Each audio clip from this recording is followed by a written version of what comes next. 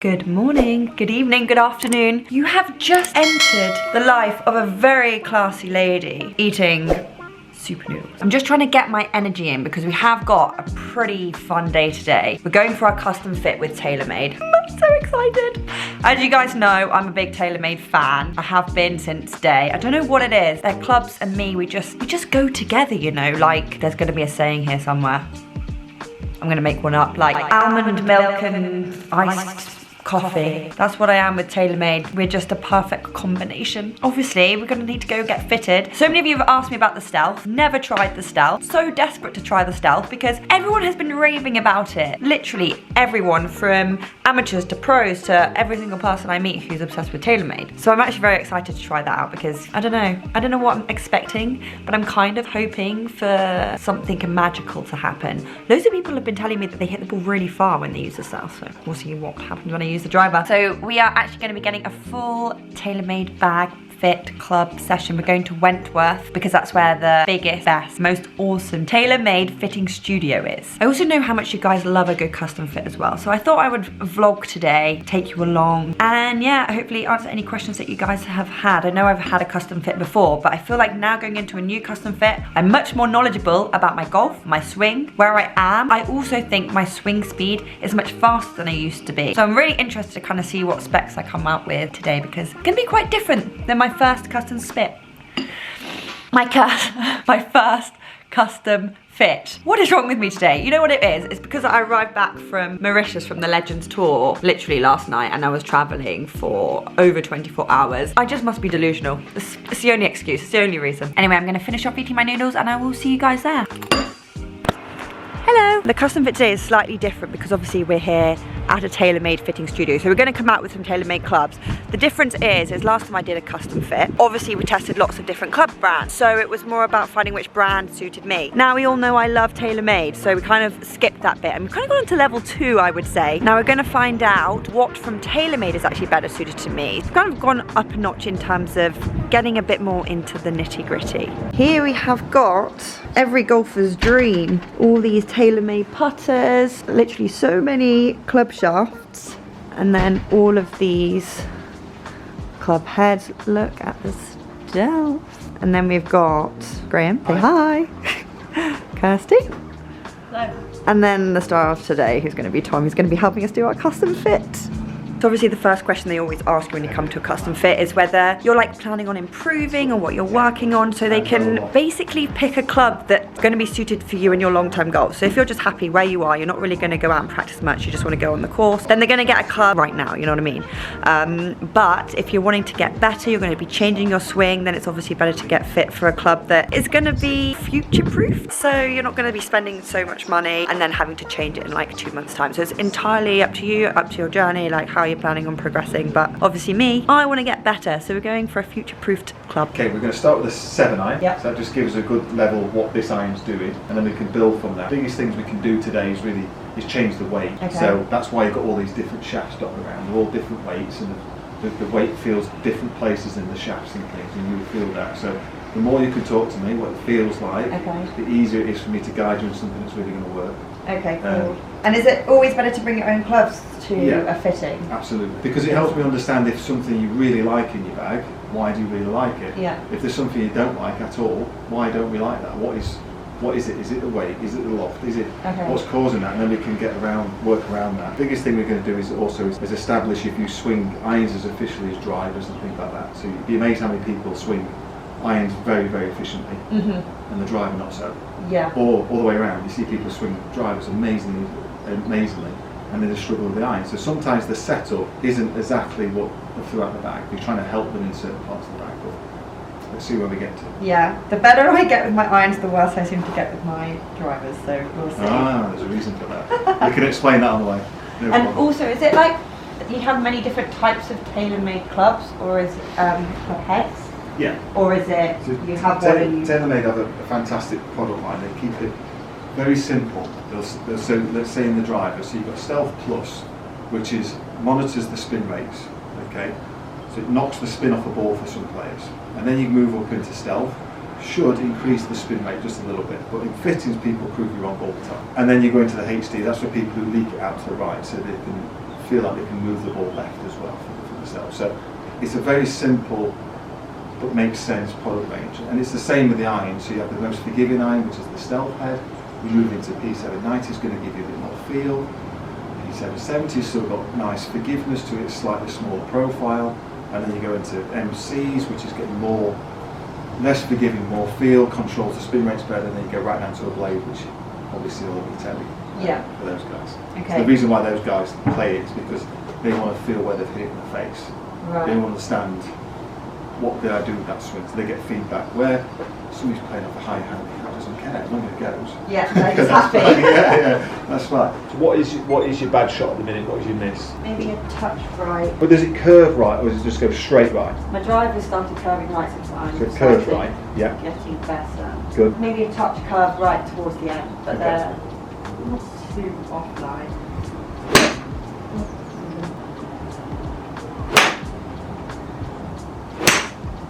I feel like a good strike. Yeah, That one carried 141 yards, finished up at 153, because on that occasion the spin rate down a little bit. This number right here, 4,956, okay.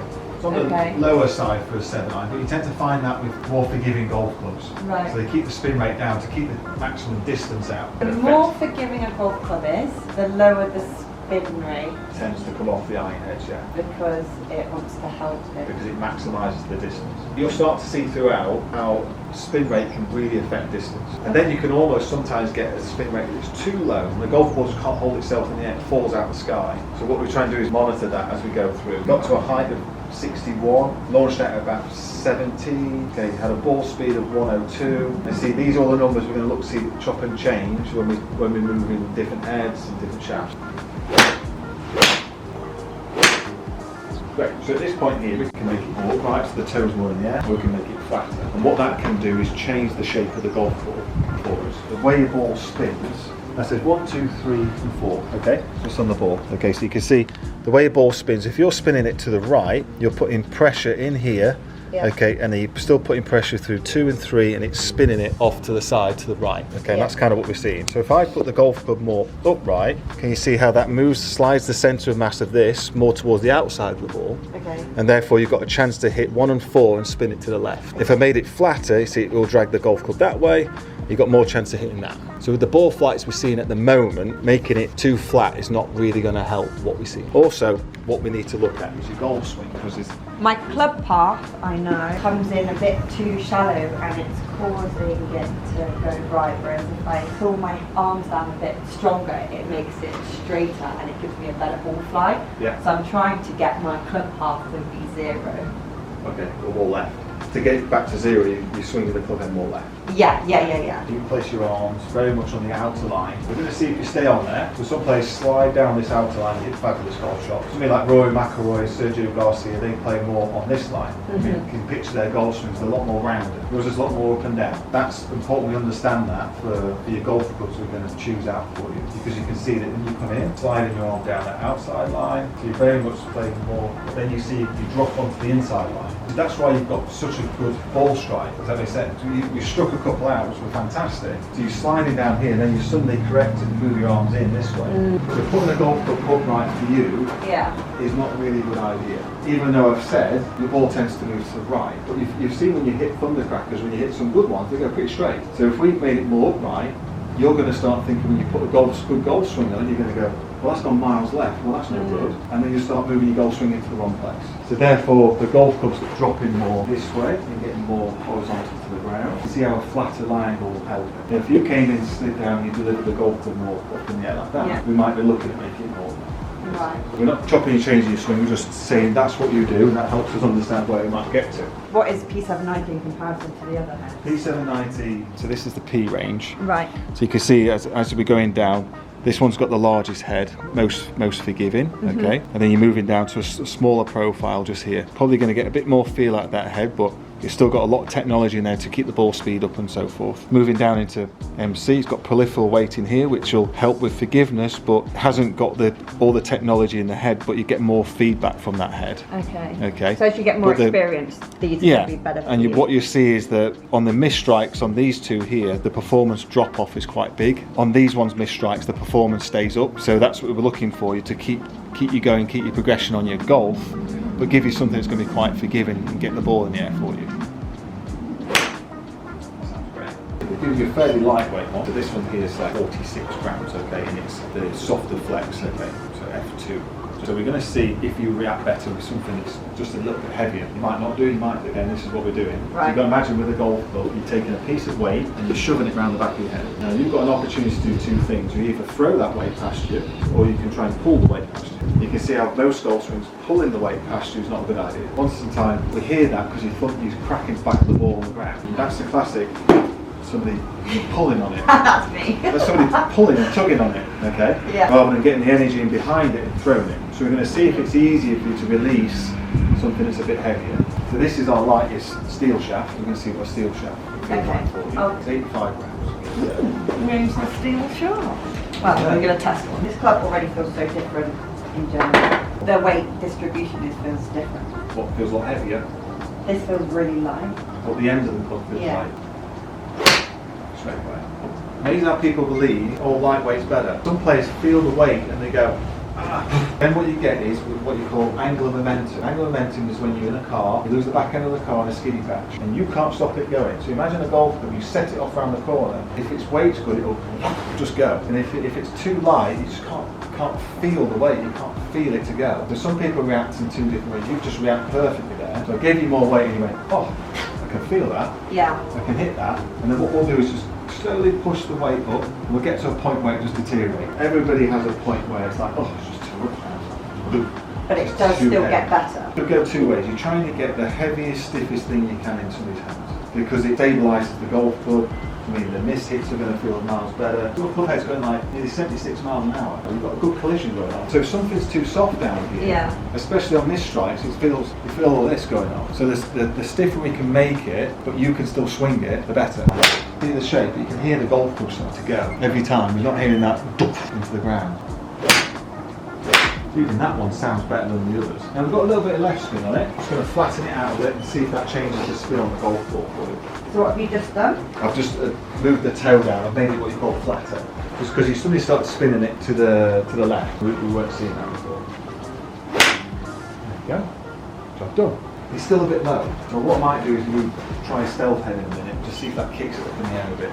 And that'll still last you a long time with improving as well. So is stealth that even more forgiving than this one? Yeah. Then it's a choice up to you. You're looking to improve your game. Do I keep going with my lessons and improve my flight and get it in the air and have a set of golf clubs that might build with me longer, or do I get some equipment that might kick it up in the air for me?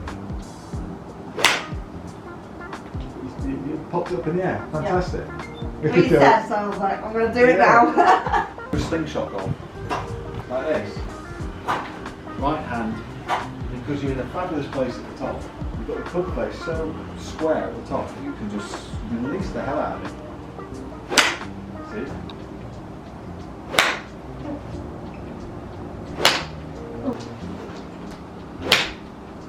I'm just going to see what a stealth head does, whether it's something we can't ignore. Just on that shot, from your iron, you picked up 8 miles an hour ball speed. That is, number one, you're swinging it more efficiently. Number two, the shaft is better because it's kicking. Number three, because it is stiffer and a bit stronger. When you hit the ball, you're not losing any energy in the shaft. You see what I mean? That's the softer shaft. That's a really soft shaft. You see, sometimes it collides and you lose some energy. See, now it's more rigid. It gives more energy on the back of the ball and gives us more ball speed. Do you see the height you get off that iron? I mean, for my eye, I can't ignore that. And I think you'll improve faster having that. Is that 119? Yeah, it is 119. It's like, it's only 20 miles an hour faster. Look how far that went. That's a 7 iron. That can't be right, surely. To the eye, that looks that's madness. the way that hung in the air. 187. I'm honestly mind blown how just changing the head of a club has changed what I was using, which was about 140. You see, when you see that flight, that you're going to get better quicker using that, trying to force you into a P790. I just can't believe that changing clubs make that much difference. I think when I first did my custom fit, my swing wasn't that great, but now I've come back and I've got a slightly better swing and know a bit more what I'm doing, and just by changing clubs, like... It's a combination. So when you fit, it's understanding golf clubs, but it's also understanding golf swing, because you dip between the two. So I can understand that your golf swing is what you call it's a rounded golf swing that uses centrifugal force. It needs to feel the head swinging and going. It's understanding that and encouraging you to just whack it, just go for it. I swung that soft. That's still really good. That's crazy to me. Are you not blown away? Yeah, a little bit worried. Why? Because it's significantly faster than me. And you've been playing a tenth of the time. Yeah. I'm not doing anything though, that's the crazy thing. I literally am just letting it drop. Yeah.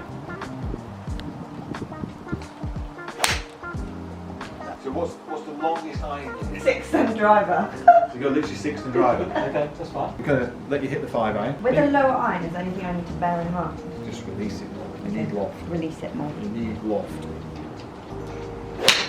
Yeah, you can hit a 5 iron.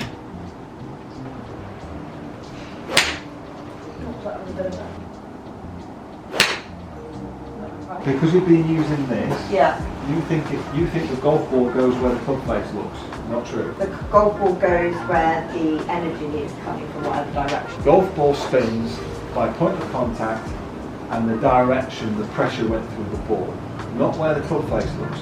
Really?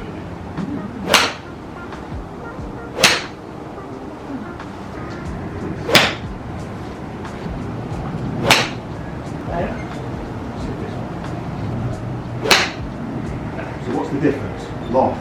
So you're just reacting to loft on this one. You're looking down at it going, this is hard on me loft. And you're going, get in the air, like this. Right, so I just need to pretend that it's not. Yeah, you just need to release it more. It might be a case But I've also never we'll used the 5 before. Exactly, we might put this in the bag. That's one you've got to learn to get in the air. So you maybe start off on a tee. You hit the first one fantastic, and then you saw the couple go off a little bit. You start to talk about, oh no, it's going left. You start to react to left, and then you couldn't get the ball in the air. So all I did was give you some more loft, and you went, I couldn't get that up in the air. Let me And try you released that. it straight away.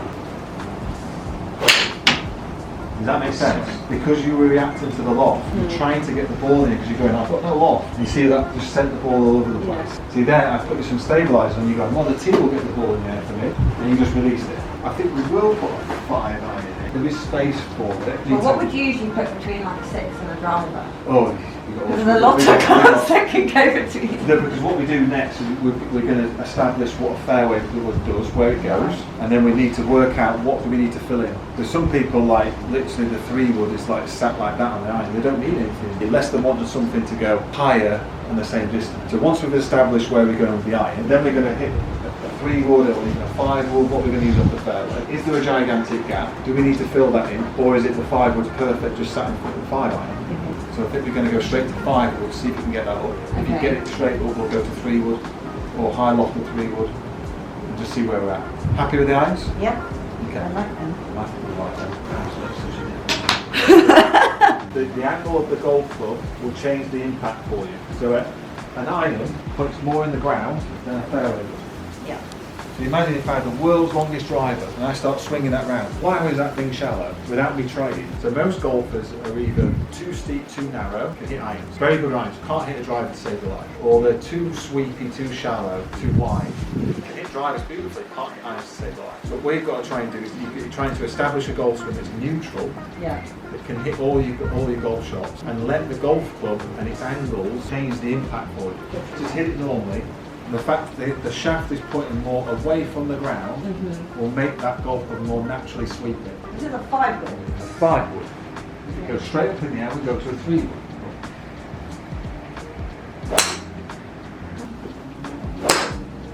I'll tell what I'm doing. I'll hit that one. That's low, isn't it? Yeah.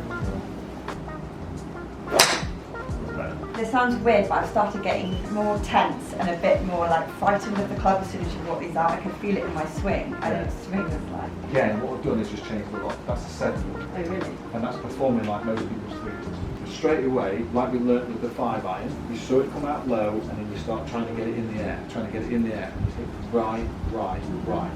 So all it did was give you a high lofted 7-wood, straight away, bang, up in the air, and then you would start willing to release it again. So you can see throughout the whole thing, nice. You brought this back. Yeah, I think it must You've brought be this me. weather back with you. Right, that's evacuating the golf course and stuff. Right, so I hit again. Yeah, so just again, so what we've got to talk about in a minute, just smack this out. You see how much effective the 7-wood is for you? Yeah. Does this golf club ball start going too high, too short? Because you see it's performing like a 3-wood. I don't know what a 3-wood would perform like though. For you, do you mean, I could see like the trajectory of it, it's coming out like a 3-wood. Okay. Even though it's a 7-wood. 7-woods Right. normally go straight up in the air like this and chip them up. But because you deliver the golf club this way, Yeah. you need loft to help the ball get up in the air. Like long-term wise, if you do start seeing the ball just go way too high because your golf swing's got better, that's the time when you start looking towards a 5-wood or a 3-wood.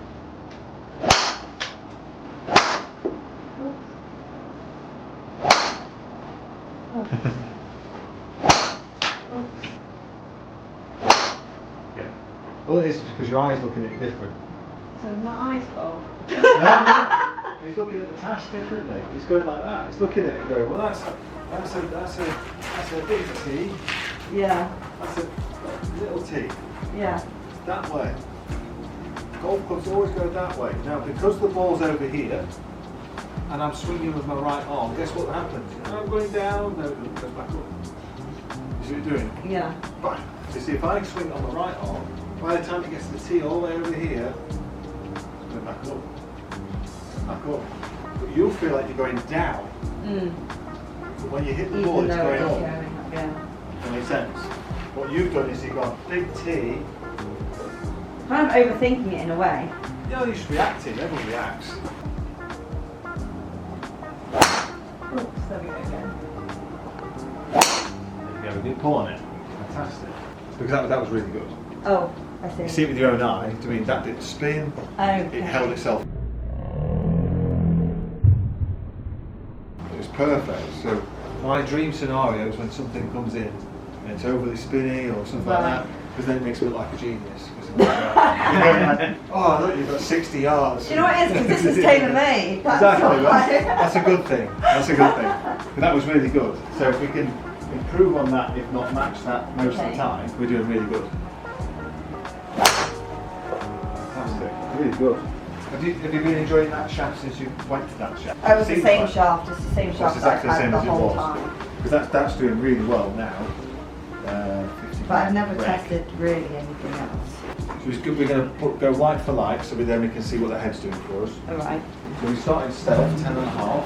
It's just like a nice starting ground. We're going to let the golf ball tell us what we need to do to it. So this is made of carbon now. So it's the first carbon face driver Which is good because it's lighter, and therefore they can move the weight in a better place than the golf club. I see. So the best way to describe was the fact that nearly all drivers these days are fast cars. So imagine if you could take some of the weight off the engine, put that behind the driver. So imagine if you left it in the engine, you collide with the wall and just get the initial force. Or if you could take the weight from the engine, move it behind the driver, you get like a double pump. Imagine you hit, and then the weight behind it hits as well. Because it's got 60 layers of carbon, you can imagine there's 60 layers going, firing out one rather than just one layer.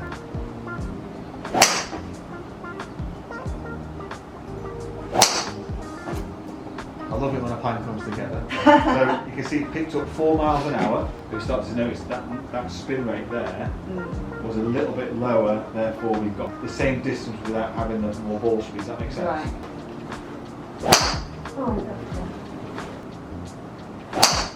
Oh my god. Usually on the range, I'm just letting you know I'm not this bad. Increased it by 10 grams. Right. You can see this one's 50 grams. So we're going to increase it to 60. Okay. And just see if these react in the same way as you did with the iron. Okay. Because when we increased the weight of the iron, you reacted better. Yeah. Because you hear sometimes you still want to drag it, and you hear it bouncing off the ground behind the ball sometimes. So we're going to see if we can get rid of that. It doesn't No, feel. it's not really done anything. No. No, it doesn't straight feel. away. You can see there are 2 ball flights where we've actually dragged it more. Yeah. So we're going to go the opposite way, see if we lighten it up, whether you release it better from that shaft. Is it common to have heavier shafts in your irons and lighter shafts in your driver? Yeah. People react and swing efficiently in different ways. So what we're trying to establish here is what makes you tick in terms of a shaft. So we've tried to go the opposite way like we did with the iron. And it's kind of got worse, so we're going to try and go the other way. Or were we actually in the perfect spot? This is like 45 grams. Okay, and The other one was 50, yeah. So all of them have numbers. There's 45 reg. The way it works, where we can tune it in, because it's in this shaft range. I've also got A flex, which is like men's seniors, and I've got dip.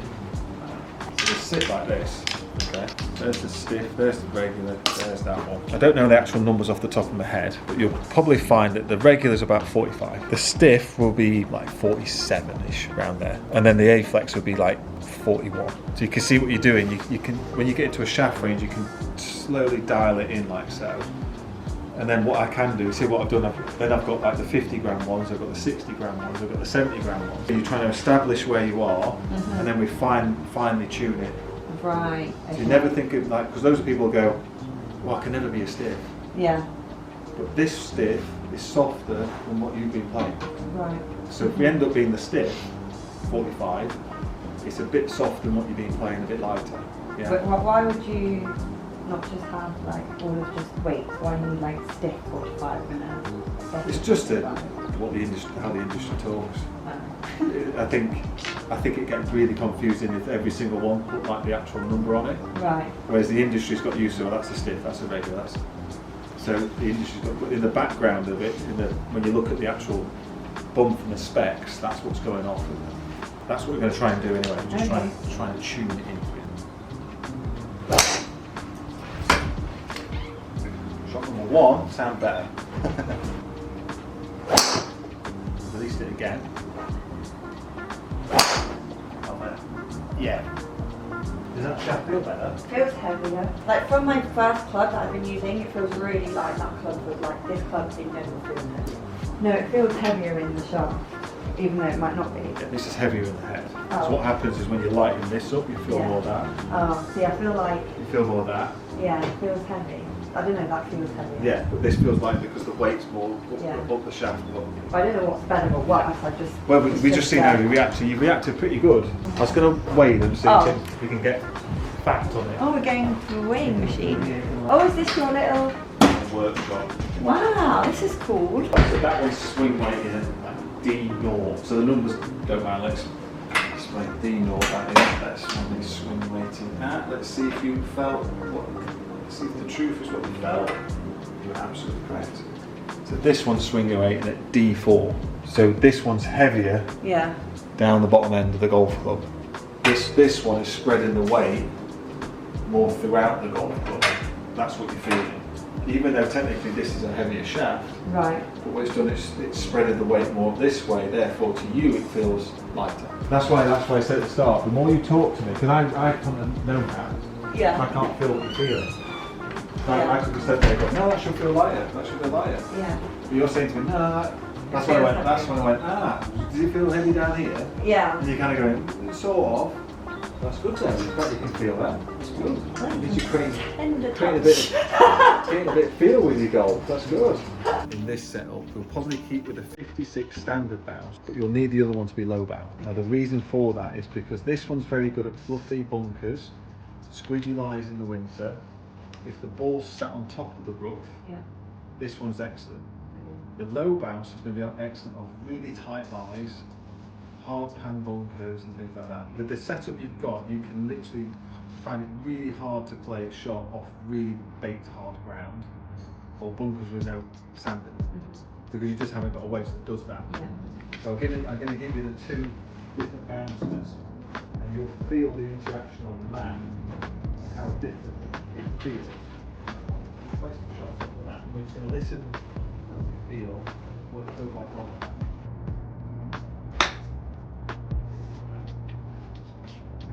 Not hit on that.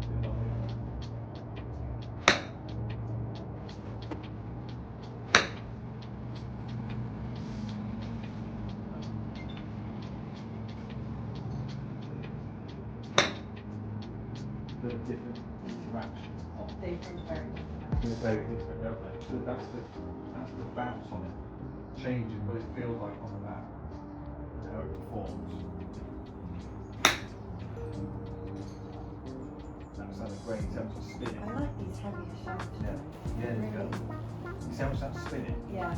Because that one there can nuzzle in under the ball board and spin it because it's got a sharper front leading edge compared to this one. Right. This one won't spin it as much because it's got bounce on it. But you need this one for the certain lines and you need that one for the certain lines. So this one's more bounce when it. That's low bounce. Low bounce when it's hard. Hard bounce. We'll get you a 60 low bounce and a 56 high bounce. Right. Okay. So then you've got the two different grinds in them in the bag. So nice. I love tailor-made wedges. I think they're Great, so aren't they? nice. See that one bounce? Yeah. That's what it's meant to do. Do you prefer chrome or black? Yeah, maybe black then. Black, yeah, maybe black. Side note, driver, my camera died, so we're back onto the iPhone now. But I was slicing my ball so much, and you guys have known that I've been slicing my driver for so long. It's really, really annoying. But basically, we've kind of gone down to basics. And Tom drew this on for me. It's basically 1, 2, 3, 4.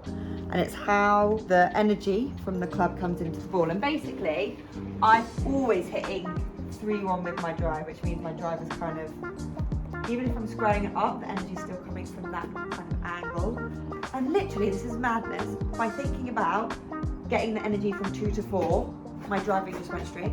Like, it's as simple as that, which sounds really obvious, but it's also not very obvious at all. Just went straight. So if you're struggling with your slice, try that, might work for you. Anyway, back to the wedges. They're so nice. Perfect, isn't it? Yeah, they're so lovely. They're so nice. Let's go and putter. Honestly, I've tried loads of clubs and I always go back to that one. Yeah, there'll be a reason why. Is I that? can try and explain why. It's going to be proper English, like putting practice with my coat on. Okay, let's go to the page where you get It's get wet. raining. Basically, there's two very successful ways to putt. One of them's like the dome there, which we teach to talk about everyone. And one you see everywhere. But that's why face balance putter is very successful. Because the face balance putter kind of matches with what everyone teaches in terms of putting. Whereas like the old traditional putting strokes, Yeah. like Big Jack in '86, he's in there like this, and he's using his wrist, he's bopping the ball with his wrist like this. Yeah. It's literally being taught out of goal. You don't really see it anymore. But that kind of putter really helps that kind of stroke. Right. Where these ones, it sounds stupid, can almost be too stable for some strokes. Right. It sounds silly, Yeah. but because you almost lose the feel and almost being able to manipulate the face for yourself. So I'm very much a feel kind of putter. Yeah. So I do not get on with face balance mallet putters at all. I'm all over the place. I can't feel the strike or anything. So I use a very traditional blade putter like this one. So I can feel what it doesn't have to feel. I can manipulate the face around a bit. Look at me in my big coat.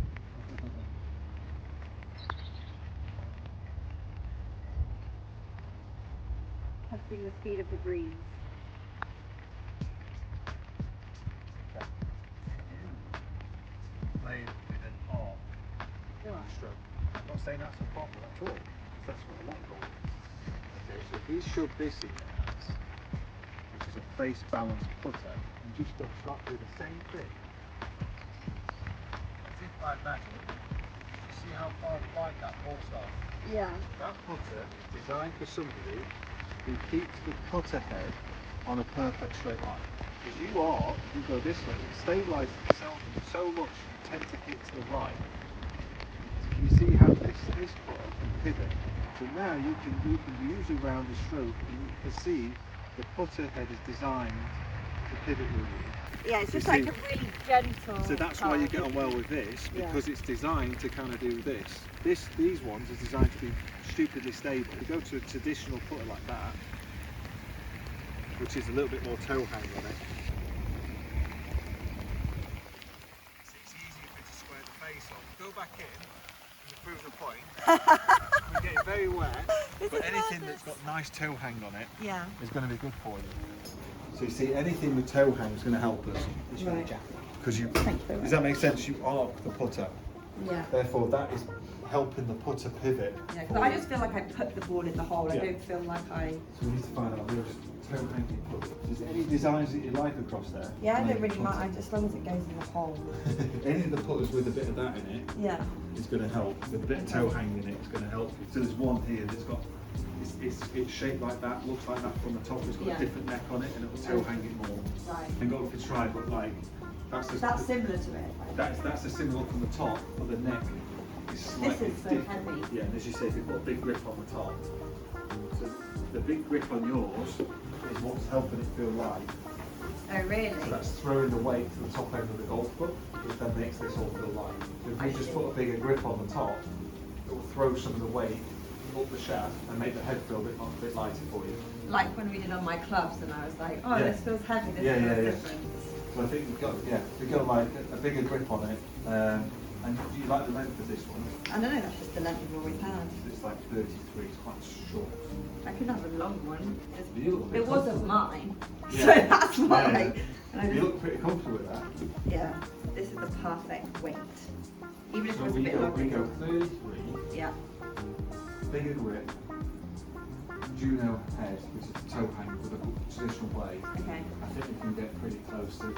Okay, that'll be very interesting. And that would be that shaped club head with it.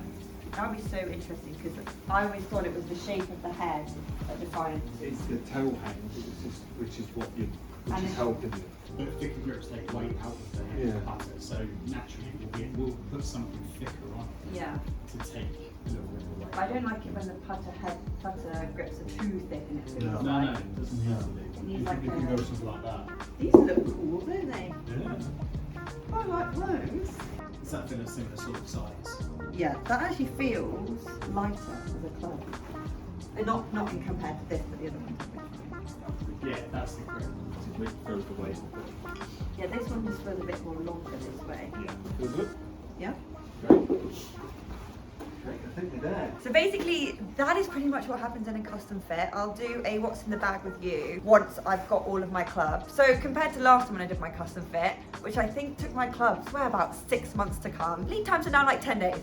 I'm blown away. So we could be getting new clubs in the next couple of weeks. I'll do my what's in the bag. I'll go through all of the specs of all of my clubs because I know I kind of went through a lot today. But hopefully it will help you in your future custom fit, whether you're just going to choose a club brand or whether you're deciding what club brand you're using and going into a bit more detail. So this is a bit more of a detailed custom fit. Right guys, we are going to be heading back home now, but I hope you enjoyed joining me with my custom fit today. It was, honestly, my mind has been so blown. I just didn't realise how much changing a club as you get better at golf will impact your game. Like genuinely, I think when I get all my new clubs now, I won't be able to go out on a course because I'll need to go and like recalibrate, because everything I was hitting is just, the numbers are just off the charts compared to what I was hitting before and what's like in my mind. Also with the driver, well, basically when you go to a custom fit, they always kind of help you quite a lot because they want you to swing a good swing, so then they can like choose which club's best for you. And for some reason, as my irons have got so good, I say so good, as my irons have got better, my driving has just been slicing so much, just stepping back, going to the sheer, where's the energy coming from and going to, straighten me up. There's mind games. I think there's a little man who sits on a little deck chair in my head, and sometimes he comes out and he just changes things and he changes the way I think about things. And when he does it in a good way, I really like that little man on the deck chair. When he does it in a bad way, I don't like him very much. So I'm so excited. I can't wait to go and try all of my new clubs. I'll do a what's in the bag. I'll tell you what shafts I've got, what club heads I've ended up with. I hope you have enjoyed this video, and I will catch up with you in my next one. Oh, and don't forget to like, subscribe and hit the notification bell because, you know, you're the best.